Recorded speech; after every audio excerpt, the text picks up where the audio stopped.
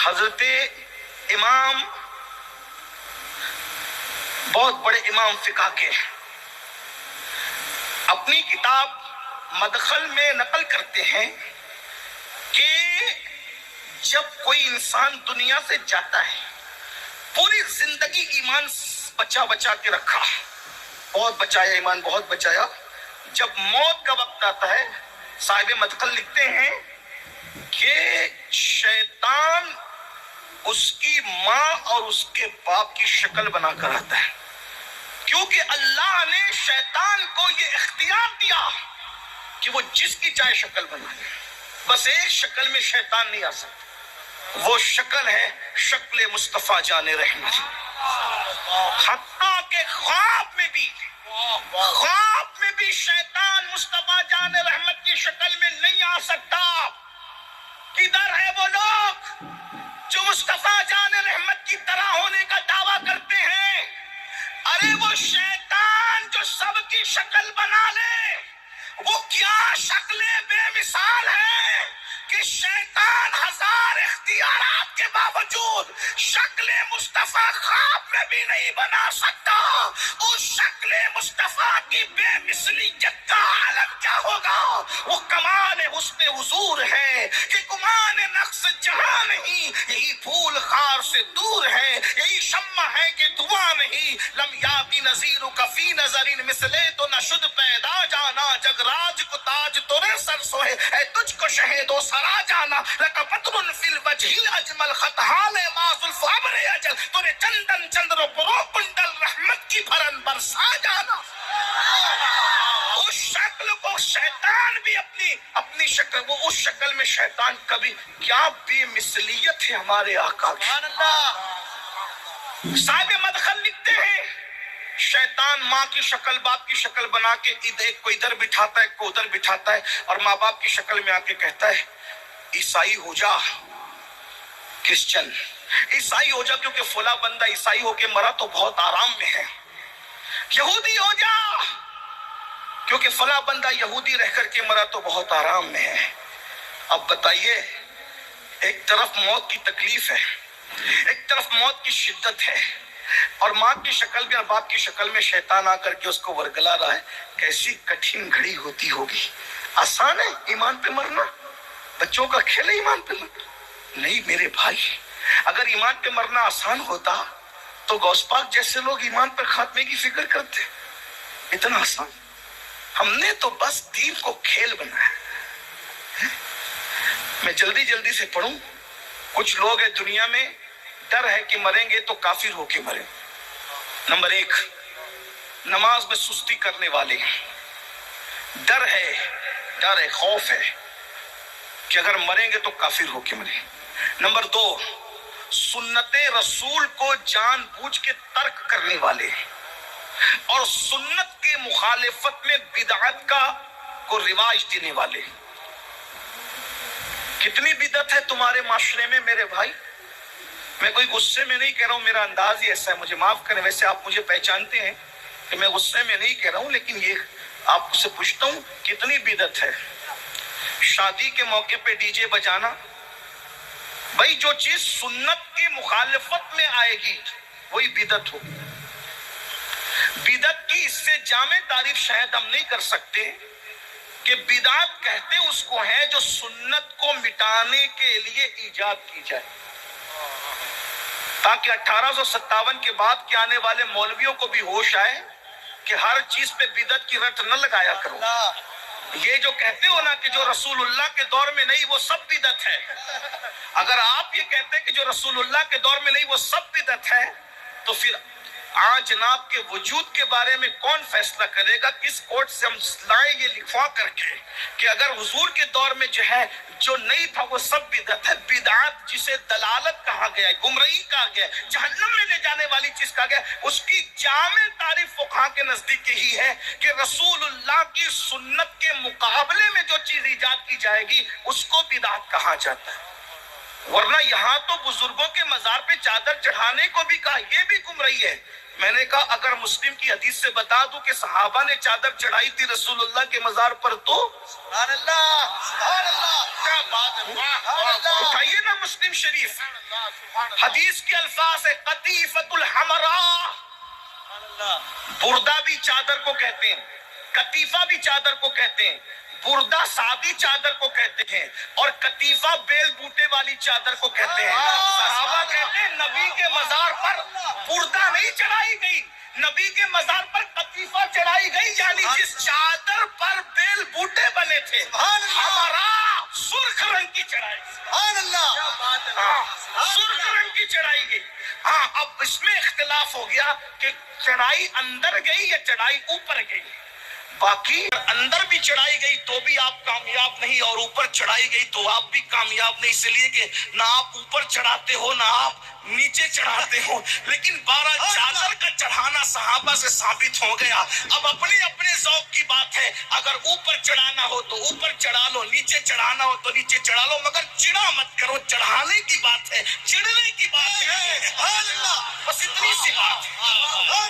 اگر آپ سیاہ ستہ پر بہت ناز کرتے تو ہم سیاہ ستہ سے پیش کریں، جس چادر پر اس کے کنارے پر ریشم کا کام ہوتا ہے بیل بوٹے پر، اس کو قطیفہ کہتے ہیں۔ چیک کیجئے لغت، لغت تو کوئی مسلک کی نہیں ہوتی نا، لغت تو بن مسلک کی ہوتی ہے۔ جیسے مصدر مذکر مؤنث نہیں ہوتا، ویسے لغت بھی جو ہے ہاں وہ کسی مسلک سے اس کا تعلق نہیں ہوتا، لیکن بہرحال بات ہے۔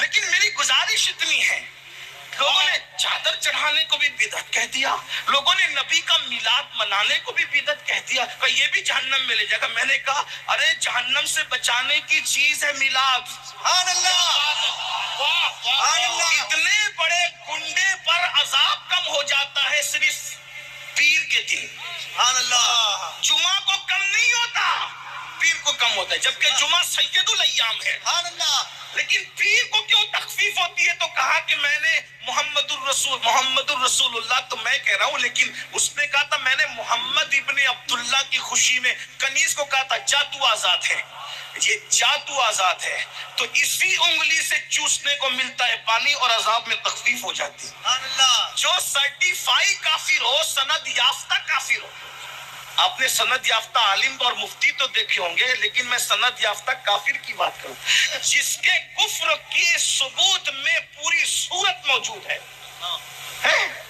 اتنا سند یافتہ اور پکا کافر اگر بھتیجا سمجھ کر خوشی کر لے میلاد پر تو اس کے جہنم کے اندر عذاب میں کمی ہو جاتی ہے اور اس کو پانی چوسنے مل جاتا ہے۔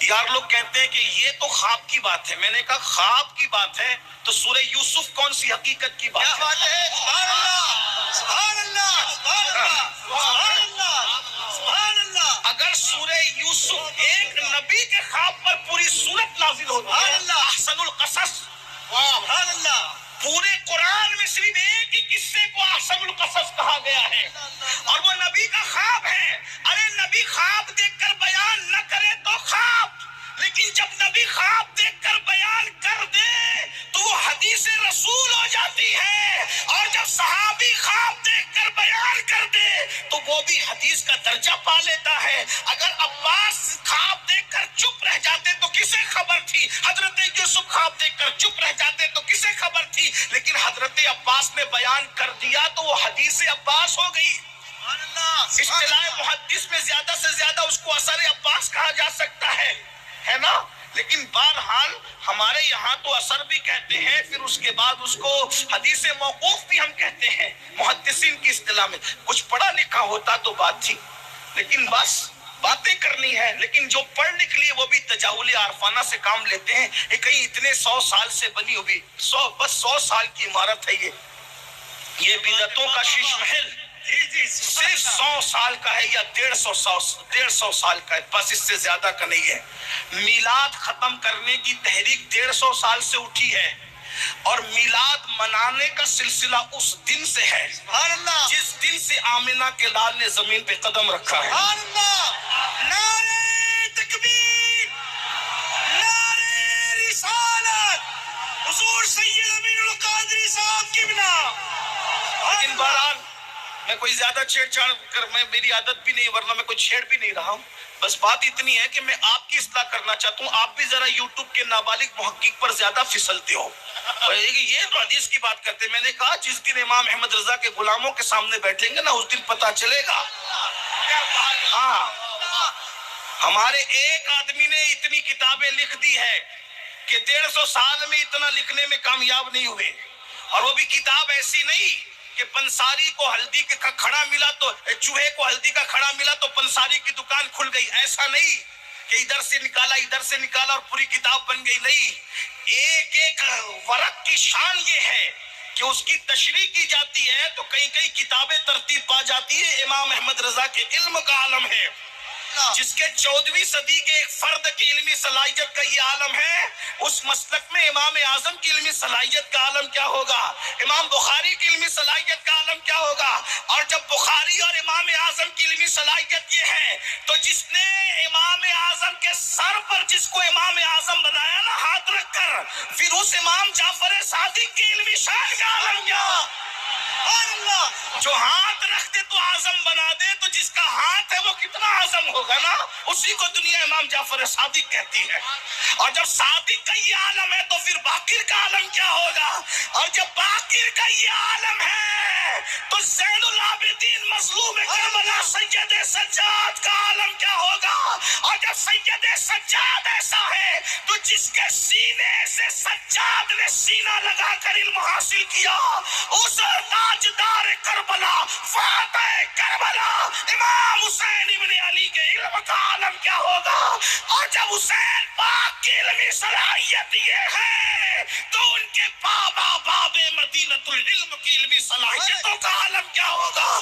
اور جس نے باب مدینۃ العلم بنایا، پھر اس عالم ما کان و ما یکون کے علم کا عالم کیا ہوگا. اور کوئی غیب کیا تم سے نہا ہو بھلا، جب نہ خدا ہی چھپا تم پہ کروڑوں درود. تو لوگوں کو اترانے دیجئے لیکن حق. اللہ یا رسول اب نہ کہنا کہ وہ خواب میں ہے. حضرت عباس نے بیان کیا تو وہ حدیث ہے، لیکن چلے میں حدیث کہہ رہا ہوں تو بخاری کی کتاب خوابوں کی کتاب ہے یا حدیث کی کتاب ہے؟ میں تو آج کہہ رہا ہوں نا، میں تو آج کہہ رہا ہوں. اگر اس کو خواب کہہ کر کے ٹھکرانا چاہتے ہو تو پھر ماننا پڑے گا کہ اصح الکتب بعد کتاب اللہ کی پھر حیثیت تم کیا کر رہے ہو. تم تو زیادہ ٹھیکیدار بنتے، جانشین بنتے نا امام بخاری کے. الحمدللہ. لیکن اتنی بات ہے، میں آپ سے بھی کہنا چاہتا ہوں، امام بخاری نے حدیث کی کتاب لکھی ہے نا، تو حدیث کی کتاب پہ خواب لکھا جائے گا کہ حدیث لکھی. اپنے جیسا سمجھائے بخاری کو. جس مسلک میں خوابوں کی بارات ہو نا، وہاں خوابوں کی بارات نہیں ہے، وہاں حدیثوں کا گلدستہ ہے. اور وہ بھی کیسا گلدستہ ہے، میرے نبی کے لبوں سے جھڑنے والے پھولوں کا گلدستہ ہے. میرا دل تو چاہتا ہے کہ یہ بخاری، مسلم، ترمذی، ابن ماجہ جو گلدستہ سجائے وہ میرے نبی کے لبوں سے جھڑنے والے پھولوں کی برکت ہے. میرے امام کہتے وہ گل ہے لبہائے نازک ان کے، ہزار جھڑتے ہیں پھول جن سے گلاب گلشن میں دیکھے بلبل، یہ دیکھ گلشن گلاب میں ہے. تو عرض کر رہا تھا، جس نے سنت کے خلاف بدعت ایجاد کی، ڈر ہے کہ وہ مرے گا تو کافر ہو کے مرے گا. آپ سے کہتا ہوں کتنی بدعتیں ایجاد کر رکھی ہے. شادیوں میں ڈی جے بجاتے ہو، نبی کے گھر میں کبھی بجا اس طرح ڈھول تماشا کچھ ہوا؟ بلکہ تم میری قوم، میں تمہیں کیا نام دوں، میں تو بہت نرم طبیعت کا آدمی ہوں، لیکن بے غیرتی کی حد نہیں ہے. جس نبی کے گھر میں شادی میں ایک ڈھول نہیں بجا، آج اس نبی کا کلمہ پڑھنے والی نبی کے نواسوں کی شہادت پہ ڈھول بجاتی ہے. حد ہو گئی بھائی، انتہا ہو گئی. اور منع کرنے والوں کو یزیدی کہتے ہیں. قیامت میں منہ کیا دکھاؤ گے اللہ رسول کو؟ میرے بھائی بتاؤ، اللہ کے رسول علیہ السلام فرماتے بدعتی جہنم کا کتا ہے. کتنی بدعت ایجاد کی. شادیوں میں کیا بدعت، پٹاخے پھوٹ رہے ہیں، یہ شادیوں کی بدعت ہے. اور کتنی بدعت ہے، کن کن بدعتوں کا نام لیا جائے.